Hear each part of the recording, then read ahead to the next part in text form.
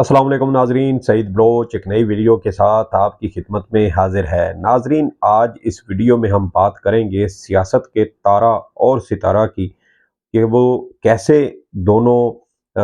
اپنے سیاسی کیریئر کے اختتامی الیکشن میں دنیا بھر میں ذلت و رسوائی کا سبب بن گئے، اور کیسے انہوں نے اپنے اس 40 سالہ کیریئر کا اختتام عزت اور احترام کی بجائے رسوائی پر کرنے کو ترجیح دی۔ اور اس وقت شاید انہیں دنیا میں بدترین قسم کے سیاستدانوں یا حکمرانوں کے طور پر یاد رکھا جائے گا۔ وہ پوری دنیا میں عوامی مینڈیٹ پر ڈالے گئے ڈاکے کی اصطلاح کے طور پر استعمال ہوں گے۔ آپ کو یاد ہوگا کہ مسلم لیگ نون کی گزشتہ جو حکومت تھی، یعنی 2015 سے 2018 کے دوران، غالباً 2014 کی بات ہے، جب لاہور میں ایک کردار سامنے آیا تھا جس کا نام تھا گلو بٹ۔ اور گلو بٹ جو ہے، یہ لوگوں کی، عام عوام کی گاڑیوں کی توڑ پھوڑ کرتا تھا، ان کے شیشے توڑتا تھا، گاڑیاں تباہ کرتا تھا۔ اور پھر یہ جو گلو بٹ کا کردار تھا، یہ پوری دنیا میں یہ بدنام ہوا۔ اور غالباً مجھے یاد پڑتا ہے کہ آکسفورڈ ڈکشنری نے اپنی ڈکشنری کے اندر گلوازم کے نام سے ایک لفظ شامل کیا تھا، اور اس لفظ کی جو خاص بات تھی وہ گلو بٹ تھا۔ اور ایک ایسی خاص سچویشن جس میں عوامی جو املاک ہوں اس کی توڑ پھوڑ کی جاتی تھی، تو اس کے لیے گلوازم کا یہ لفظ استعمال ہوا، اور وہ شخص پوری دنیا میں حقارت اور بدنامی کا ایک مثال بن کے رہ گیا۔ پھر قدرت نے اپنا نظام الگ سے چلانا تھا۔ قدرت چونکہ چیزوں کو خود بیلنس کرتی ہے، جب کوئی عام انسان جب چیزوں میں بگاڑ لانے کی، قدرت کے نظام میں بگاڑ لانے کی، یا اس کو غیر متوازن کرنے کی کوشش کرتے ہیں، تو پھر قدرت اپنے طور پر اپنے بنائے ہوئے اس نظام کو بیلنس یا اس کو متوازن یا اس میں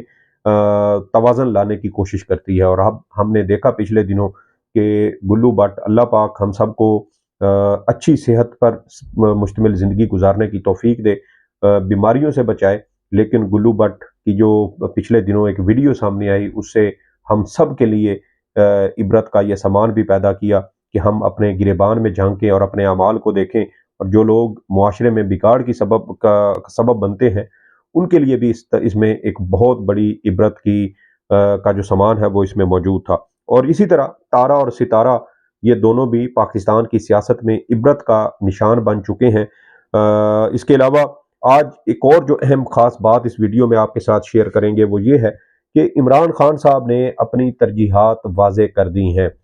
پچھلے دنوں میں عمران خان کی کچھ ایسی، خاص طور پہ جب سے عام انتخابات ہوئے تو اس کے بعد سے عمران خان صاحب خاموشی کے ساتھ کچھ ایسے اقدامات کر رہے تھے جن اقدامات نے عمران خان کی پالیسی، ان کی حکمت عملی اور مستقبل کے حوالے سے ان کی جو ایک سوچ ہے، جو ایک ان کا ویژن ہے، اس کی ہمیں ایک خاکہ ملتا ہے کہ عمران خان صاحب آنے والے دنوں میں کس قسم کی سیاسی حکمت عملی کو یا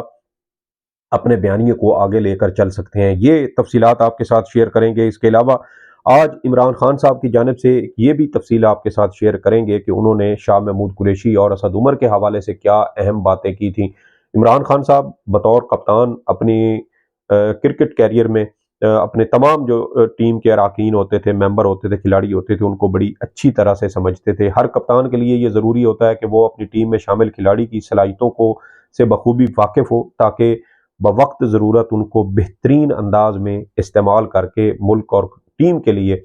کامیابیاں سمیٹی جائیں۔ اور میرے خیال میں عمران خان صاحب کے پاس یہ ہنر اللہ نے انہیں دیا ہے کہ وہ اپنی ٹیم کے ہر کھلاڑی کے حوالے سے بڑی زبردست ان کی نظر تھی، اور وہ اپنے کھلاڑیوں کے جو ٹیلنٹ تھا یا ان کی جو جتنی بھی کیپیسٹی یا صلاحیت ہوتی تھی، وہ ان سے بخوبی واقف تھے۔ یہ نہیں کہا جا سکتا کہ عمران خان صاحب کو شاید اس حوالے سے کوئی اندازہ نہیں تھا۔ یہ تفصیلات آپ کے ساتھ شیئر کریں گے۔ آغاز کرتے ہیں کہ عمران خان صاحب نے کون سی ایسی خفیہ قسم کی حکمت عملی یا ایسی خاموش قسم کی حکمت عملی گزشتہ چند ہفتوں میں یا چند مہینوں میں انہوں نے اپنائی ہے، جس سے ان کی مستقبل کے حوالے سے ہم یہ ایک اندازہ لگا سکتے ہیں، گیس کر سکتے ہیں کہ آنے والے دنوں میں عمران خان کس قسم کی سیاسی چالیں چل سکتے ہیں، کون سی سیاسی حکمت عملی اختیار کر سکتے ہیں۔ عمران خان صاحب جیل میں تھے تو انہیں ایاز امیر کو انہوں نے پیغام بھجوایا کہ آپ تحریک انصاف سے عمران خان کے الیکشن تحریک انصاف کے لیے آپ الیکشن لڑیں۔ آپ کو یاد ہوگا کہ ایاز امیر صاحب پی ٹی آئی دور میں عمران خان کے سخت مخالف رہے، سخت تنقید کیا کرتے تھے، بڑی سخت زبان ایاز امیر کی جانب سے عمران خان اور پی ٹی آئی حکومت کے خلاف اختیار کی گئی، لیکن جب وقت آیا تو عمران خان نے اپنے نظریاتی مخالف ایاز امیر کو پی ٹی آئی ٹکٹ دینے کی کو ترجیح دی اور انہیں پی ٹی آئی کے پلیٹ فارم سے عام انتخابات میں حصہ لینے کا کہا۔ ایاز امیر صاحب نے انہوں نے بھی عمران خان کے ساتھ جو ایک اختلاف تھا وہ برقرار ان کا تھا، لیکن اس کے باوجود انہوں نے عمران خان کی کال پر لبیک کہا اور انہوں نے عام انتخابات میں حصہ لیا، وہ کامیاب بھی ہو گئے، لیکن فارم 45 کی بجائے فارم 47 سے انہیں ہروا دیا گیا، لیکن وہ آج بھی عوام کی نظر میں جیتے ہوئے ہیں۔ تو ایک تو یہ جو ہے وہ اشارہ عمران خان نے دیا کہ وہ اپنے جو نظریاتی مخالف ہیں ان کی جو ہے وہ شخصیت کے بارے میں عمران خان کو مکمل طور پر نہ صرف علم تھا بلکہ انہوں نے اس شخص کی حب الوطنی کو عام انتخابات میں اپنی پارٹی کی جانب سے عوام میں اتارنے کا جو ہے وہ فیصلہ کیا۔ دوسری ایک اور اہم چیز یہ تھی وہ کہ عام انتخابات جب ہو گئے، ایک لولا لنگڑا مینڈیٹ دیا گیا پی ٹی آئی کو، ان کے جو مینڈیٹ تھا اس کو چوری کیا گیا، اور پھر یہ بھی کہا گیا کہ پی ٹی آئی پیپلز پارٹی کے ساتھ رابطوں کی کوشش کرے، پیپلز پارٹی کے ساتھ اتحاد قائم کرنے کی کوشش کرے تاکہ عام انتخابات کے بعد کسی طریقے سے ان کی حکومت بنائی جا سکے، لیکن عمران خان نے ایک بار پھر اس دباؤ کو بھی مسترد کیا اور انہوں نے پیپلز پارٹی کے ساتھ کسی بھی قسم کے سیاسی اتحاد کی جو کوشش تھی اس کو مسترد کر دیا۔ آپ کو یاد ہوگا کہ عام انتخابات کے بعد بلاول کی جانب سے بھی ایسے اشارے دیے گئے تھے، ایسے کچھ سافٹ بیانات سامنے آئے تھے جس سے یہ جو ہے وہ ایک جھلک ملتی تھی کہ شاید ممکنہ طور پہ پس پردہ پیپلز پارٹی اور پی ٹی آئی کے درمیان حکومت سازی کے حوالے سے کسی قسم کی کوئی گفتگو یا کوئی بات چیت چل رہی ہے، لیکن عمران خان صاحب نے اس کا جواب کچھ یوں دیا کہ انہوں نے پیپلز پارٹی کے ساتھ بات چیت کی بجائے محمود اچکزئی جو عمران خان کے نظریاتی مخالف تھے، ماضی میں عمران خان اور محمود اچکزئی بھی ایک دوسرے کے حوالے سے بڑے سخت بیانات دیتے رہے، لیکن جب وقت آیا تو عمران خان نے ایک اور نظریاتی مخالف یعنی محمود اچکزئی کو سپورٹ کرنے کا فیصلہ کیا، ان کی حمایت کا فیصلہ کیا اور بتایا عمران خان نے کہ نظریاتی مخالف سے گفتگو ہو سکتی ہے، بات چیت ہو سکتی ہے، ان کے ساتھ سیاسی اتحاد بھی ہو سکتا ہے، لیکن چوروں اور عوامی جو پیسہ ہے اس کی لوٹ مار کرنے والے ڈاکوؤں کے ساتھ نہ تو سیاسی اتحاد ہو سکتا ہے اور نہ ہی کسی قسم کے مذاکرات ہو سکتے ہیں۔ محمود اچکزئی کے علاوہ ایک اور اہم جو شخصیت تھے وہ مولانا فضل الرحمان تھے۔ ابھی پی ڈی ایم حکومت میں بھی مولانا فضل الرحمان عمران خان کے حوالے سے بڑا سخت موقف رکھتے رہے، پی ٹی آئی کے خلاف، ان کے کارکنوں اور خاص طور پہ خواتین کارکنوں کے خلاف بڑی نامناسب بیانات مولانا فضل الرحمان کی جانب سے دیے گئے، لیکن جب وقت آیا تو عمران خان نے کہا کہ میں ایک اور نظریاتی مخالف یعنی مولانا فضل الرحمان کے ساتھ بھی دھاندلی کے معاملے پر بات کر سکتا ہوں، اس کے ساتھ بھی بیٹھ سکتا ہوں، لیکن لٹیروں، چوروں اور ڈاکوؤں کے ساتھ میں کسی صورت نہ تو بات کروں گا، نہ مذاکرات کروں گا اور نہ ہی کسی قسم کا ان سے سیاسی اتحاد ہوگا۔ پھر ایک اور اہم جو مثال یہاں پر ہمارے ذہن میں آتی ہے وہ یہ ہے کہ عمران خان پر یہ بھی دباؤ ڈالا گیا جب عمران خان نے خیبر پختونخوا میں وزیر اعلیٰ کے پی کے لیے علی امین گنڈا پور کا نام سامنے دیا، تو اس وقت عمران خان پر یہ دباؤ ڈالا گیا کہ علی امین گنڈا پور اسٹیبلشمنٹ کے لیے قابل قبول نہیں ہے، آپ اس کی جگہ کسی اور متبادل رہنما کو وزیر اعلیٰ خیبر پختونخوا منتخب کریں، لیکن عمران خان نے علی امین گنڈا پور کا نام واپس لینے سے انکار کر دیا اور اب علی امین گنڈا پور اس وقت خیبر پختونخوا کے منتخب وزیر اعلیٰ بن چکے ہیں۔ اس کے علاوہ عمران خان نے صرف خیبر پختونخوا میں ہی نہیں بلکہ پنجاب اور بلوچستان میں بھی ایسے لوگوں کو وہ سامنے لے کے آئے جو پی ٹی آئی کے نظریاتی لوگ تھے۔ پنجاب میں عمران خان نے میاں اسلم اقبال کا نام ٹیبل کر دیا اور کہا کہ وزیر اعلیٰ پنجاب کے لیے میاں اسلم اقبال پی ٹی آئی کے امیدوار ہوں گے، لیکن ان کے خلاف چونکہ پورے جو صوبے کی پولیس تھی اس کو حرکت میں لایا گیا، میاں اسلم اقبال کی گرفتاری کی کوشش کی گئی، جس کی وجہ سے آخری دن میاں اسلم اقبال کی جگہ رانا آفتاب خان کا نام جو ہے وہ سامنے لایا گیا، اور پھر انہوں نے وزیر اعلیٰ پنجاب کے لیے وہ پی ٹی آئی کے امیدوار بنے۔ اور اس کے علاوہ بلوچستان میں اگر ہم دیکھیں تو وہاں پر عمران خان نے سالار کاکڑ کو جو ہے وہ نامزد کیا۔ ادھر آپ مرکز میں دیکھ لیں تو عمر ایوب کو عمران خان کی جانب سے جو ہے وہ نامزد کیا گیا، اور عمران خان شاید یہ جو ہے وہ ایک خاموش پیغام دینے کی کوشش کر رہے تھے کہ اب کسی کمزور کھلاڑی کی گنجائش نہیں ہے، وہ جہاں پر ان کو روکنے کی کوشش کی جائے گی وہ اس کے اگینسٹ جائیں گے، وہ اسٹیبلشمنٹ کے خلاف جائیں گے، وہ اسٹیبلشمنٹ کی اپروچ کے خلاف جائیں گے، اور وہ اپنے نظریاتی لوگوں کو اب سامنے لائیں گے، ان کو زیادہ سے زیادہ موقع دیں گے۔ تو یہ ایک واضح پیغام ہے کہ اسٹیبلشمنٹ عمران خان سے جو کچھ کروانا چاہتی ہے، عمران خان اس کے الٹ جا کے آگے سے جو ہے وہ اپنی کوئی بھی سیاسی حکمت عملی سامنے لاتے ہیں، جس سے یہ پیغام ملتا ہے کہ عمران خان اس وقت براہ راست اسٹیبلشمنٹ کی حکمت عملی کو کاؤنٹر کر رہے ہیں، اور اس کو جو ہے وہ اس کے خلاف اپنے نظریاتی لوگوں کو جو ہے وہ سامنے لا رہے ہیں۔ اور آپ یہ بھی دیکھیں کہ عمران خان اس کٹ پتلی نظام کو ہمیشہ کے لیے ختم کرنا چاہتے ہیں، لیکن پی ڈی ایم 2.0 اور ان کے ہینڈلر اس کمزور نظام کو ایک بار پھر اس ملک اور قوم پر مسلط کرنا چاہتے ہیں۔ اور عمران خان کو آئی ایم ایف کو خط لکھنے سے بھی روکنے کی کوشش کی گئی، لیکن عمران خان نے وہ دباؤ بھی مسترد کر دیا اور کہا کہ اس ملک میں اس وقت تک سیاسی استحکام نہیں آ سکتا جب تک عام انتخابات میں ہونے والی دھاندلی کی تحقیقات نہ کی جائیں، اور جب تک سیاسی استحکام نہیں آئے گا ملک میں معاشی استحکام نہیں آ سکتا۔ آپ دیکھ لیں کہ الیکشن بھی ہو چکے، آج وزیر اعظم کا انتخاب بھی ہو گیا، لیکن سیاسی اور معاشی عدم استحکام اسی صورت برقرار ہے، اور جب تک یہ چیزیں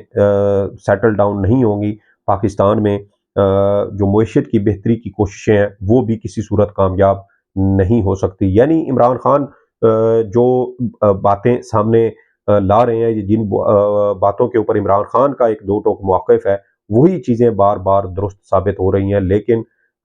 اس ملک کے جو کرتا دھرتا ہیں، مقتدر حلقے ہیں، وہ کسی صورت شاید یہ سارے کام نہیں ہونے دینا چاہتے۔ نہ جانے کون سی ایسی باتیں ہیں کہ عمران خان کی جو عداوت یا مخالفت ہے اس کی وجہ سے ملک اور قوم کا نقصان کرنے کی کوشش کی جا رہی ہے۔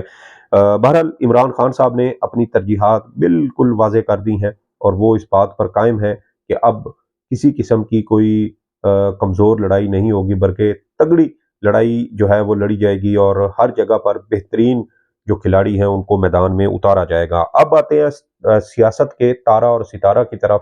نواز شریف اور شہباز شریف کو اگر پاکستانی سیاست کا تارا اور ستارہ کہا جائے تو یہ غلط نہیں ہوگا۔ جو ذلت اور رسوائی نواز شریف اور شہباز شریف کے سیاسی کیریئر میں آئی ہے، وہ میں سمجھتا ہوں کہ پوری دنیا کے سیاستدانوں کے لیے ایک طرح سے عبرت ہے۔ اور آج بھی آپ دیکھیں کہ شہباز شریف صاحب کو زبردستی اس ملک کا وزیر اعظم تو بنا دیا گیا، لیکن وہ عزت اور وہ جو ایک عوامی محبت ہے وہ آج بھی ان کے نصیب میں نہیں آئی، اور جیتنے کے باوجود یہ لوگ ایک دوسرے کو مبارکباد دینے کے بھی قابل نہیں ہے، کیونکہ ان کو پتہ ہے کہ ان کو رات کو 4 بجے اٹھا کر ان کو زبردستی جتوایا گیا، اور جب بھی ان کے سامنے فارم 45 کا ذکر کیا جاتا ہے تو یہ لوگ شرمندہ ہو کر زمین کو دیکھنے لگ جاتے ہیں، اپنے پیروں میں ان کی نظریں گڑ جاتی ہیں۔ اس کی وجہ یہ ہے کہ یہ عوامی مینڈیٹ پر ڈاکہ مار کر اس ملک پر مسلط کیے گئے ہیں، اور بڑی کھوکھلی باتیں آج بھی شہباز شریف کی آپ پوری تقریر سن لیں، کھوکھلی باتیں، اور ایک ایسی یہ باتیں ہیں کہ جنہیں سن کر وہ گدھا اگر کہیں جو ہے نا وہ ہنہنا رہا ہو تو اس کی آواز بھی اتنی بھدی اور کانوں کو ناگوار نہیں گزرتی، اتنی تکلیف نہیں دیتی جتنی شہباز شریف کی یہ کھوکھلی سیاسی باتیں ہیں۔ ایک طرف کہتے ہیں کہ آئیں ملک اور قوم کے لیے اکٹھے ہوں، مل بیٹھیں، ملک کو بہتری کی طرف لے کر جائیں، اور دوسری جانب اسی قومی اسمبلی میں عوامی مینڈیٹ پر مارے گئے ڈاکے سے یہ جو ہے یہ ناجائز عہدے پر براجمان ہو چکے ہیں۔ تو اگر آپ کو واقعی اس ملک اور قوم کی بہتری کی فکر ہے تو پھر عوامی مینڈیٹ جن کا آپ نے چرایا ہے، ڈاکہ مارا ہے، وہ واپس کریں، پھر کسی قسم کے میرے خیال میں سیاسی اتحاد کی گنجائش پیدا ہوگی۔ دیکھنا یہ ہے کہ آنے والے دنوں میں ان کے لیے کیا جو مسائل ہیں یا کیا حالات و واقعات پیدا ہوتے ہیں۔ کل انشاءاللہ آپ کے ساتھ ایک ویڈیو شیئر کروں گا جس میں آپ کو بتاؤں گا کہ ممکنہ طور پر PDM 2.0 کی اس حکومت کی کتنی سیاسی زندگی ہو سکتی ہے۔ کچھ ایسے گراؤنڈز ہیں جن کی بنیاد پر آپ کے ساتھ کل یہ ویڈیو شیئر کروں گا۔ آخر میں آپ سے ذکر کرتے ہیں اس پہ عمران خان اور کا شاہ محمود قریشی اور اسد عمر کے حوالے سے بڑا حیران کن انکشاف سامنے آیا ہے۔ سینئر صحافی ہیں حبیب اکرم صاحب، انہوں نے یہ انکشاف کیا اور انہوں نے کہا کہ 9 مئی کے واقعات کے بعد وہ جب عمران خان سے زمان پارک میں ملنے گئے تھے تو وہاں پر ان سے پوچھا تھا کہ بدلتے سیاسی حالات میں شاہ محمود قریشی آپ کو چھوڑ جائیں گے لیکن اسد عمر آپ کے ساتھ موجود رہیں گے، جس پر عمران خان نے کہا کہ شاہ محمود قریشی پاکستان تحریک انصاف کو نہیں چھوڑیں گے لیکن اسد عمر PTI چھوڑنے میں آگے ہوں گے۔ اور پھر ہم نے دیکھا کہ اسد عمر ہی وہ شخص تھے جو PTI کو خیر بات کہہ کے پہلے انہوں نے 9 مئی کی مذمت کی، پھر وہ پارٹی سے پیچھے ہٹے اور اس کے بعد انہوں نے مکمل طور پر PTI چھوڑ دی اور سیاست سے کنارہ کشی اختیار کر لی۔ لیکن یہاں پر یہ بات اہم نہیں ہے کہ اسد عمر چھوڑ گئے، اہم بات یہ ہے کہ عمران خان کو اپنی ٹیم کے ہر کھلاڑی کی صلاحیت کا پتہ تھا۔ عمران خان کو یہ بھی معلوم تھا کہ کون سا کھلاڑی کس وقت پر انہیں چھوڑ جائے گا اور کون سا کھلاڑی آخر تک ان کے ساتھ رہے گا، ان کے کندھے سے کندھا ملا کر کھڑا رہے گا۔ شاہ محمود قریشی صاحب ہوں، وزیر اعلیٰ پنجاب چودھری پرویز الہی ہوں، یا ڈاکٹر یاسمین راشد ہوں، اعجاز چودھری ہوں، میاں محمود الرشید ہوں، عمر سرفراز چیمہ ہوں، عالیہ حمزہ ہوں، یا صنم جاوید جیسے عام کارکنان ہوں، یہ وہ لوگ ہیں جو میں سمجھتا ہوں کہ PTI کے لیے سیاسی سرمایہ ہے، ایک ایسا سرمایہ جو دنیا کی ساری دولت لٹا کر بھی شاید وہ نہیں خریدے جا سکتے۔ عمران خان جو ہے وہ ہر کھلاڑی کے بارے میں مکمل طور پر آگاہ ہے اور یہ بھی میرے خیال میں الزام جو ہے وہ غلط ثابت ہوتا ہے کہ عمران خان یا PTI کے فیصلے کوئی اور کرتا ہے، بلکہ عمران خان اپنے ہر کھلاڑی کی صلاحیت کو جانچتے ہیں، اس کو سمجھتے ہیں اور PTI کے حوالے سے ہر اہم فیصلہ بھی وہ خود کرتے ہیں۔ یہ کچھ تفصیلات تھیں جو آپ کے ساتھ اس ویڈیو میں شیئر کرنا تھی۔ اس ویڈیو کے بارے میں آپ کی جو بھی آراء ہو، فیڈ بیک ضرور دیجیے گا۔ سعید بلوچ کو اجازت دیں، اللہ حافظ۔